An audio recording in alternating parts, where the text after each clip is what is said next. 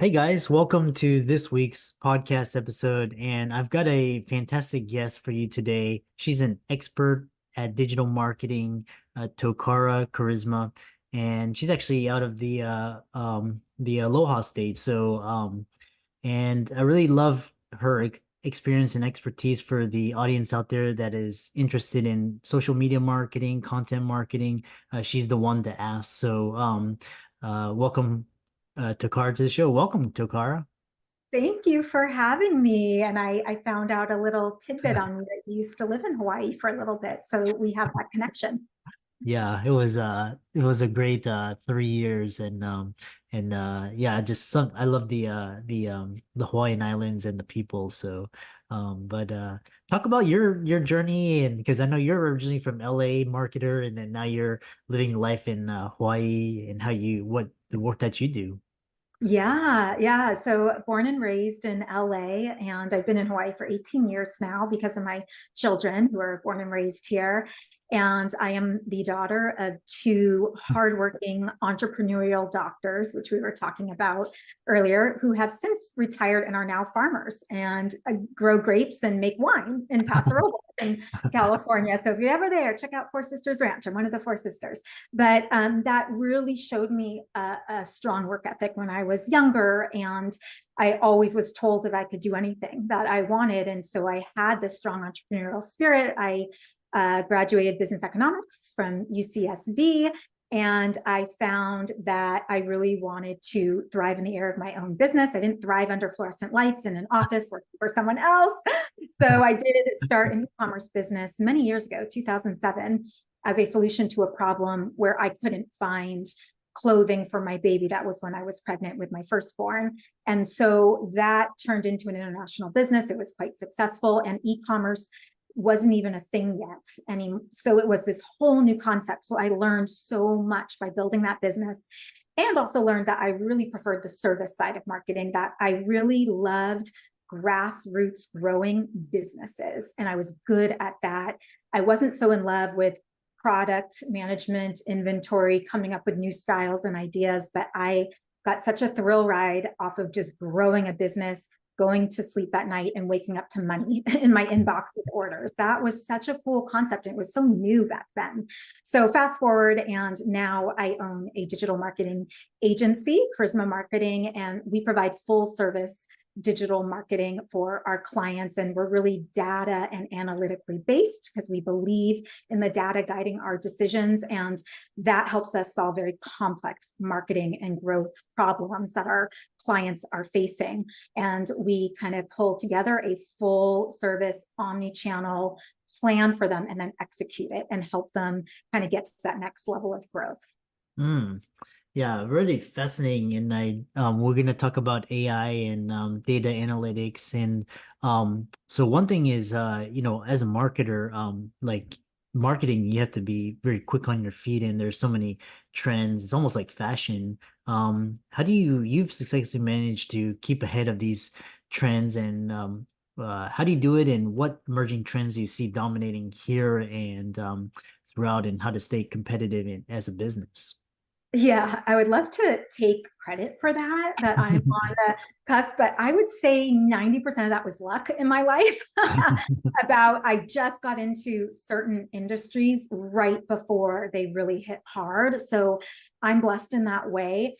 And what I see now as we're doing this interview, and it's, mid 2024, AI is a huge thing. As we all know, everyone's talking about it. It's been around for years and years and years, but Chat GPT just really put it on the map.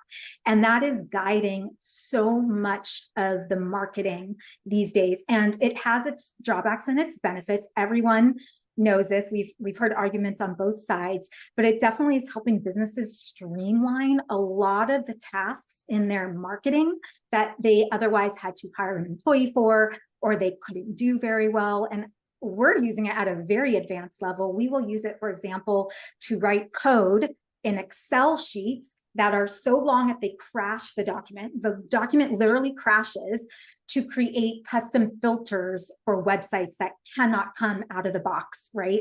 On the website. There's no app for it. There's no plugin. So now we're writing script and code, which is, there's truly doing that. But these are the things that we're doing with AI and how powerful it is. And of course, the trend has been for many years social media and the onset of TikTok and videos and reels. And so, for a lot of businesses, especially service based businesses, where the owner is the face of the company, and generational, there's a difference, right? If they're an older generation, they're not as comfortable perhaps with this new concept of video marketing where you pull out your phone, right, and you just put it on yourself.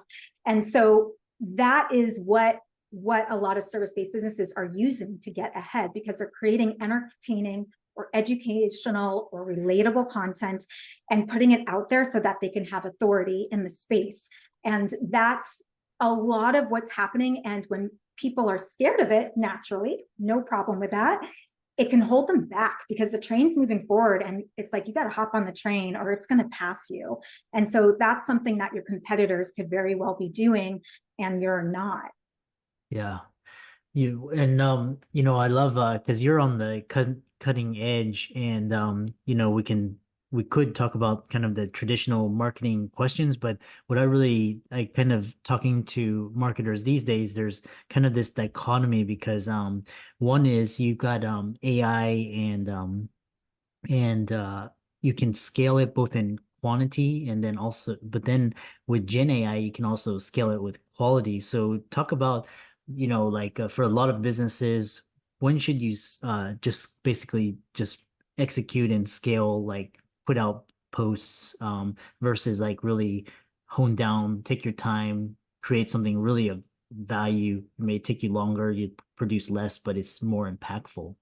Yeah. And I mean, it's a great question because I imagine a lot of people listening today are perfectionists, like guilty as charged, right? So we take too much time doubting ourselves. And really, I'm just speaking from my own experience, but we don't go forward because it's not good enough or perfect enough but the thing is someone's going to see it on social media and forget it the next day. So it's a lot of times we're standing in our own way when it comes to that. However, quality versus quantity, there is a big difference when it comes to the technical things, right? So when it comes to SEO, especially let's say local SEO for a local plastic surgeon, right? That is going to be very important that it's implemented with high quality from an expert versus, let's say, a social media post that's going to come and go in just a day and be gone, where we don't have to overthink those things. So it's a matter of weighing the ultimate benefits of the project at hand. If it's something where quality is going to drive your business far, like having a quality agency versus someone who's inexperienced, well, then we want to take time with that, right? And be very matter of fact about it and execute it properly. But then there's other things where it just get it out, push it out. You just have to. Otherwise, you're just getting in your own way. So there's ways to do this, and there's ways to create quality content from these AI tools if you prompt them the right way. Yeah. Yeah, and then I'm assuming the strategies is what your media agency focuses on and specializes in, and it's kind of like, it reminds me of like kind of like a, or like in investing you have a portfolio, right? You got the kind of the boring stuff, but then you kind of got like kind of the medium, and then you got kind of like to have the hot stuff. And similar to a marketing strategy, you have to have like just some of it's just got like push it out, and then others, like sometimes you have like ads or reels or or podcast things, kind of spice things up. um which brings me to my next question, is with these social media algorithms. I was talking to this one, he was the founder of the Patreon, Jack Conch, and he was saying like there's this dichotomy between incentives for creators and the uh platforms, because platforms, they want to get like views, engagement, ads, they want to incite you, whereas creators, they want to build that following. And a lot of really successful creators, they don't have million people followings, they have like a couple thousand, but that's enough to for them to build that audience. So how do you reconcile this dichotomy between the algorithms and creators? Yeah, it's definitely the yin and the yang, right, of everything. And it's really interesting because a lot of what I do, obviously what we do is digital marketing. So we're in every digital marketing space and we're hearing all this feedback. My algorithm is showing me a lot of content around digital marketing and influencers and creators because that's what I do day in and day out.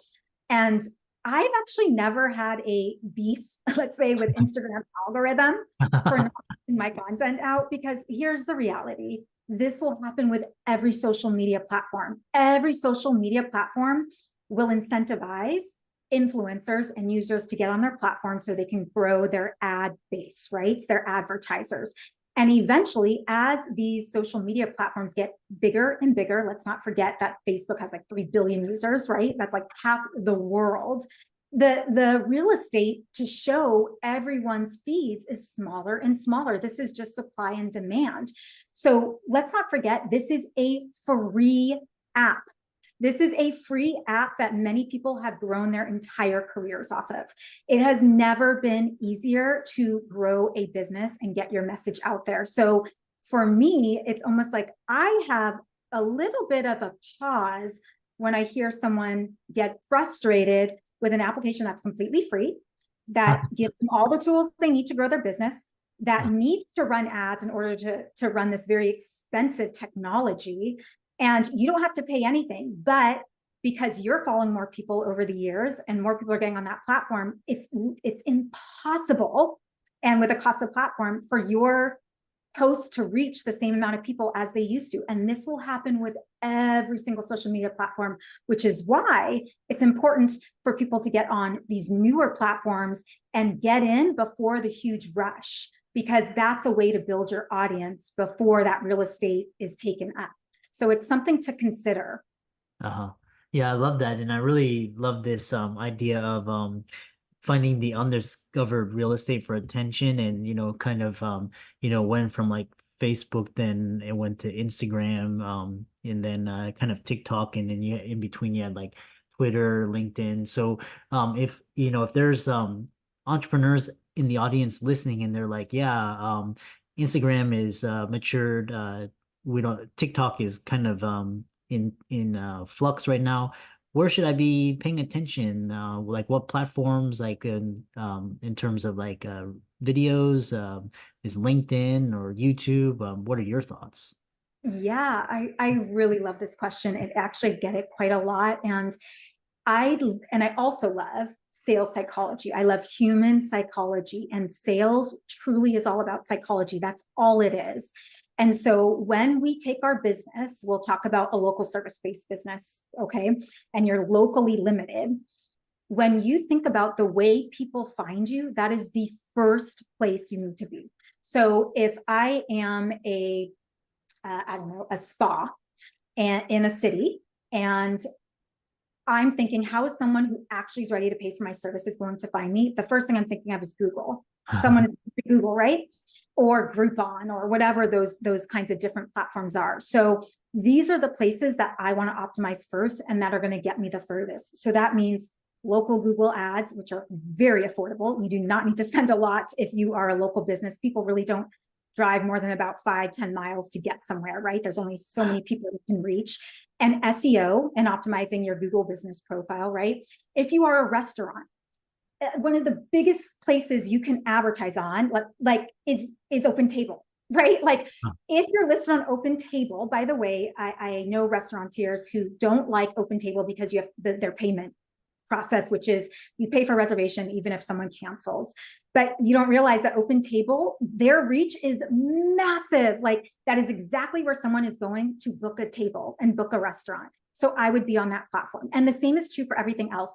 Real Self, if I was a doctor, I would definitely be advertising on Real Self. I'd be getting reviews on Real Self. So these are the ways that I think and process these things. And even in my own industry, the other thing I think about is referral partners, which is huge, huge. So if, let's say I don't do website development, we do, but let's say we don't do website development. Well, there are website developers who are getting clients who only specialize in website development. If that client is spending money on website development, then likely they have a budget and are interested in marketing and pushing their their base or their message out further. So that would be a perfect referral partner for me. And if I didn't do website development, they would be a perfect referral partner. I'd be a perfect referral partner for them. So you really have to think outside the box and be creative. I'm a huge fan of direct marketing and postcards for locally based businesses. I mean, Yeah. it's incredible. So there's so many ways. It's just in your mind, think about, how do you get to know, like, and trust clients for certain things? How are people finding you? How can you build out referral partners? So some of this is scrappy marketing, a lot of it's human psychology, and a lot of it is just thinking about using your time and your money wisely and not wasting your time on platforms that aren't going to push the needle for you. Yeah. I love how you described a lot of these platforms, which are really not like in the main well known per se, and but they actually function very well if based on what category you are. And it goes to show that like marketers, you have to think psychology strategically, and how to position yourself to put yourself in front of the client to get your best foot forward. Really interesting. How can people find you and reach out to you, check out your business, see if they want to work with you, and so on and so forth? Aw, thank you for asking me. So, outside of my parents being doctors, they were hippies. So, I have a very interesting name, Toccara Charisma, and I dare you to spell that correctly on the first try. But luckily, because of that, no one has ever taken my name on any platform. So, you can search Toccara Charisma on Instagram and TikTok and YouTube and Facebook, whatever platform you prefer. I Yeah. have tons of free resources on there, as well as my website, which is my name. And then, of course, if you are interested in agency services and you have an elite established business, we might be able to be a good fit. And we offer free discovery calls and audits, and that's charismamarketing.com. Yeah. And for all the audience, let's thank Tokar for coming on, and really insightful, lively conversation. And be sure to like and follow her socials, and check out her company and business. And thanks so much for coming on. Thank you so